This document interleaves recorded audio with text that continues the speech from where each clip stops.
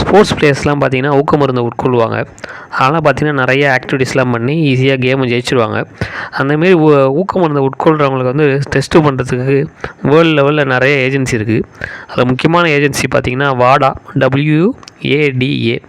அது full form என்னென்னா world anti doping agency. அதோட ஹெட் குவார்ட்டர்ஸ் எங்கே இருக்குதுன்னு சொன்னால் மோன்ட்ரியல், கனடாவில் இருக்குது.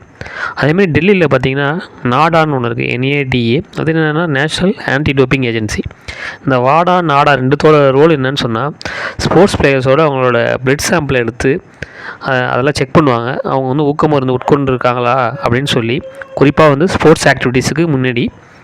அதேமாரி பார்த்திங்கன்னா டென்னிஸ் பிளேயர்ஸ்க்கு தனியாக வந்து அவங்களோட ஊக்க மருந்து உட்கொண்டு இருக்காங்களான்னு சொல்லி செக் பண்ணுறதுக்கு ஒரு இன்டர்நேஷ்னல் லெவலில் ஒரு ஆர்கனைசேஷன் இருக்குது. அது பேர் தான் international tennis integrity agency. So இது எங்கே இருக்குதுன்னு சொன்னால் லண்டனில் இருக்குது. டென்னிஸ் பிளேயர்ஸ் எல்லாமே பார்த்திங்கன்னா அவங்களோட ஊக்க மருந்து உட்கொண்டுருக்காங்கன்னு சொல்லி செக் பண்ணுற ஏஜென்சி பார்த்திங்கன்னா இங்கே தான் இருக்குது, லண்டனில். ஏற்கனவே பார்த்துருக்கோம், இன்டர்நேஷ்னல் மேரிடைம் ஆர்கனைசேஷன் சொல்லி, IMOன்னு சொல்லி, அதுவும் பார்த்திங்கன்னா லண்டனில் தான் இருக்குது.